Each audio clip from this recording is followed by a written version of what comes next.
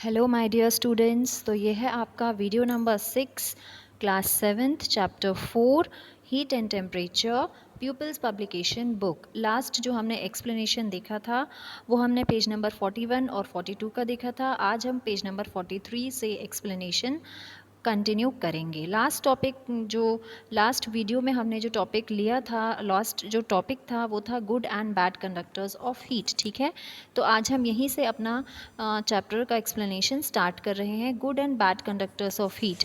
तो बेटा, जब हम अपने आसपास नज़र घुमाते हैं तो हमें बहुत सारी चीज़ें देखने को मिलती हैं। ठीक है, जैसे कि आप जहाँ बैठे हैं वहाँ पर आप देखेंगे आपके आसपास कपड़े भी होंगे, टेबल भी होगी, ग्लास होगी, चेयर होगी। तो ये सारा जो मटेरियल्स है इन्हें हम दो कैटेगरी में डिवाइड कर सकते हैं, जिसे हम बोलते हैं मेटल एंड नॉन मेटल। एक जो हमारे लिए यूजेबल है और एक जो हमारे लिए नॉन यूजेबल है। नॉन यूजेबल तो नहीं कह सकते हम, लेकिन कुछ पॉइंट्स में वो हमारे लिए यूजेबल नहीं है। ठीक है, तो मेटल्स और नॉन मेटल्स, जिसे आप धातु बोल सकते हैं। ठीक है, मेटल्स क्या होते हैं?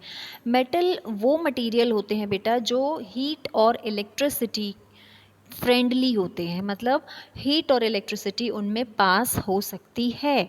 जैसे आप यदि उसे गर्म करोगे तो वो गर्म हो जाएंगे, यदि आप उसमें इलेक्ट्रिक करंट दोगे तो उसमें करंट आ जाएगा। वो हो गए आपके मेटल। ठीक है, जैसे कि आपका हो गया स्टील, आपका हो गया आयरन, आपका हो गया कॉपर एट्सेट्रा। वहीं वो चीज़ें नॉन मेटल्स, ठीक है, नॉन मेटल्स क्या होते हैं? जो ना ही हीट फ्रेंडली होते हैं ना ही इलेक्ट्रिसिटी फ्रेंडली होते हैं। आप उन्हें गर्म करोगे तो वो पिघल जाएंगे, मेल्ट हो जाएंगे, जल जाएंगे। आप उन्हें इलेक्ट्रिक करंट दोगे तो उनमें आपको करंट फील नहीं होगा। ठीक है, समझ में आया? तो मटेरियल्स को हमने दो कैटेगरी में डिवाइड कर लिया, मेटल, नॉन मेटल। ओके, अब यहाँ पर दिया हुआ है कंडक्टर्स। अब मेटल तो मतलब सभी चीज़ें मेटल और नॉन मेटल में हमने उन्हें डिवाइड कर लिया। ठीक है, अब लेकिन यहाँ पर कंडक्टर्स, हम मेटल में तो सारी चीज़ें आ जाती हैं, गोल्ड भी आ गया, सिल्वर भी आ गया, लेकिन क्या हम इनमें खाना बना सकते हैं? हम क्या इन्हें डेली पर्पज़ के लिए यूज़ कर सकते हैं? नहीं। ठीक है, तो यहाँ पर हम कंडक्टर्स की बात करेंगे। ओके, कि materials which allow heat to flow through them easily are called good conductors of heat. आप मेटल्स ही बोल सकते हो कि आप मेटल को दूसरे तरीके से डिफाइन कर रहे हो। ठीक है, कि जो मटेरियल अपने अंदर से हीट फ्लो होने दे ईजिली, आप उन्हें गुड कंडक्टर ऑफ हीट कहोगे। ठीक है, जैसे कि जितने भी मेटल्स आप देखते हो, आप जितने भी मेटल के एलॉयज़ देखते हो, वो क्या होते हैं? गुड कंडक्टर ऑफ हीट होते हैं। ओके, अब ये एलॉयज़ क्या होता है बेटा? आप लोगों को पता है व्हाट आर एलॉयज़? देखो, ये व्हाट इज़ एलॉय? दो मेटल से मिला करके जो नया मटेरियल बनाया जाता है, that is an alloy. Okay, दो मेटल्स को मिला करके जो नया मेटल बनाया जाता है, जो नया मटेरियल बनाया जाता है, उसे हम एलॉय कहते हैं। ओके, और कभी कभी यहाँ पर मेटल और नॉन मेटल भी इस्तेमाल किया जा सकता है, that is known as an alloy. Clear everyone? तो जितने भी आप देखते हैं गुड कंडक्टर, वो या तो फिर मेटल होंगे और या तो फिर वो मेटल के अलॉयज़ होंगे। ठीक है, अब ऐसे मटेरियल जो अलाउ नहीं करें हीट को अपने अंदर से पास होने में, उन्हें हम बोलेंगे बैड कंडक्टर ऑफ हीट या तो फिर इंसुलेटर। रिमेंबर, उन्हें हम क्या बोलेंगे? बैड कंडक्टर ऑफ हीट या तो फिर हम बोलेंगे उन्हें इंसुलेटर। ठीक है, आगे हम जब देखेंगे इसमें और एक्सप्लेनेशन तो आपको बहुत अच्छे से समझ में आ जाएगा। आते हैं हम अपने नेक्स्ट टॉपिक पर, practical applications of good conductors. Good conductors की बात हम कर रहे हैं, अब इनके क्या एप्लीकेशन है, मतलब इनके क्या यूजेस हमारी डेली लाइफ में। तो सबसे पहला हम देखते हैं, copper tubing is used in automobile radiators as it readily takes heat from the hot water coming from the engine। आपकी जो गाड़ियाँ होती हैं, ऑटोमोबाइल्स जो होती हैं, फोर व्हीलर्स जो होती हैं, उसमें कॉपर की ट्यूबिंग होती है। ओके, मतलब जो कॉइलिंग होती है इंजन के अंदर वो कॉपर की होती है। क्यों होती है? इसलिए ताकि जब वाटर गर्म होता है, ओके, तो ये जो कॉपर है ये जल्दी से उस हीट को एब्जॉर्ब करे और उससे फिर क्या हो? इंजन गर्म हो और आपकी गाड़ी स्टार्ट हो। ओके, सेकंड है मर्क्यूरी। अब मर्क्यूरी, यूजुअली मेटल्स जो होते हैं बेटा वो हार्ड हार्ड होते हैं, ठीक है। मेटल्स हमेशा हार्ड होते हैं, सॉफ्ट कोई भी मेटल नहीं होगा, अगर वो सॉफ्ट होगा तो वो मेटल नहीं होगा, सिंपल। ओके, मेटल्स हमेशा हार्ड होते हैं, लेकिन मर्क्यूरी जो है एक ऐसा एक्सेप्शनल मेटल है, ओके, जो कि लिक्विड फॉर्म में प्रोवाइड किया है हमें नेचर ने। ओके, मर्क्यूरी अपने अंदर से इलेक्ट्रिसिटी पास कर सकता है, गर्म हो सकता है, okay, and that is why it is a good conductor of heat and electricity. Clear? Then cooling coils of air conditioners में जो कूलिंग कॉइल्स होती हैं, रेफ्रिजरेटर्स में जो कूलिंग कॉइल्स होती हैं, उन्हें ठंडा करने के लिए मशीन को, वो कॉपर की होती हैं, क्योंकि it readily conduct away the heat.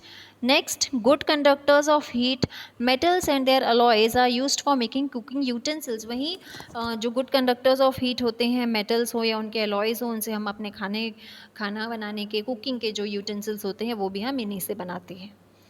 इतना समझ में आया बच्चों आपको?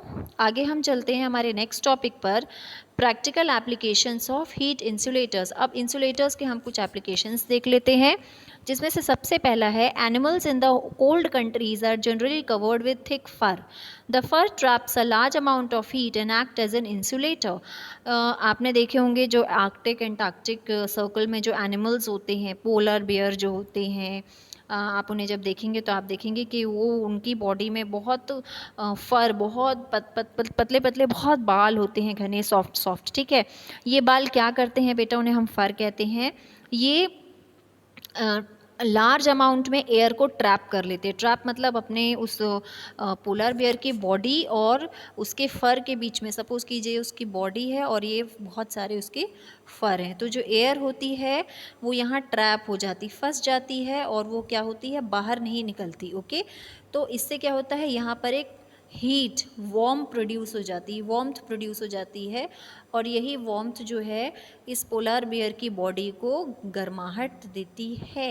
इसीलिए आपने देखा होगा पोलर बियर की बॉडीज़ में थिक फर होते हैं, ठीक है, और जो कि इंसुलेटर का काम करते हैं।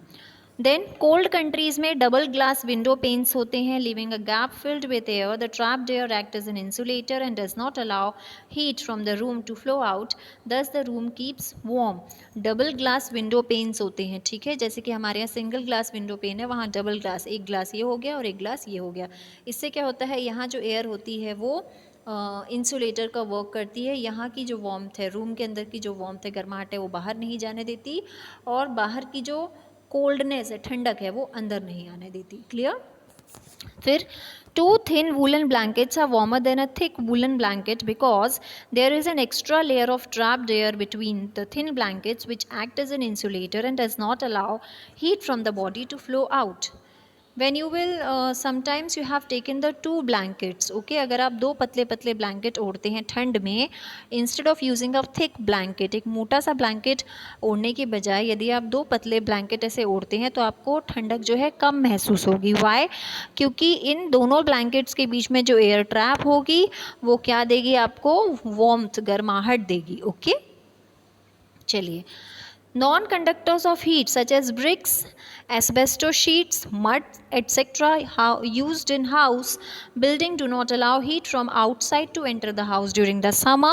These materials during winter do not allow heat from inside to go out.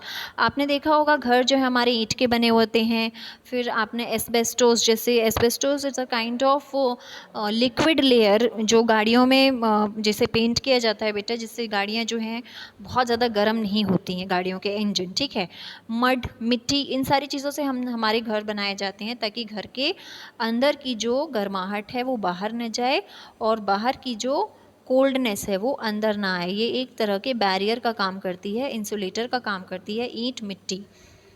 फिर insulators such as bakelite, ebonite, dry wood etcetera used for making handle of electric iron, cookwares. Bakelite is एक तरह का insulator है, आपने अपने घरों में वो देखा होगा बेटा, जहाँ पर मीटर लगा होता है, खैर अब तो ये नहीं होता है, चीनी मिट्टी का वो प्लग जैसा कुछ होता है, इक्विपमेंट होता है जो वहाँ पर इस्तेमाल होता है। क्यों होता है? क्योंकि bad conductor of heat and electricity है, तो आप उसे टच करोगे तो आपको करंट नहीं लगेगा। ओके, फिर आपके एबोनाइट, आपके जो बर्तनों के हैंडल होते हैं वो प्लास्टिक, प्योर प्लास्टिक के नहीं होते, एकदम प्लास्टिक के होंगे तो वो तो मेल्ट हो जाएंगे, ठीक है। तो वो इबोनाइट हो गया, बेकलाइट हो गया, इन सब के बनते हैं, ओके। इलेक्ट्रिक आयरन, अगर आप इलेक्ट्रिक आयरन जो हम घर पर यूज़ करते हैं उसका हैंडल बेकलाइट होती है।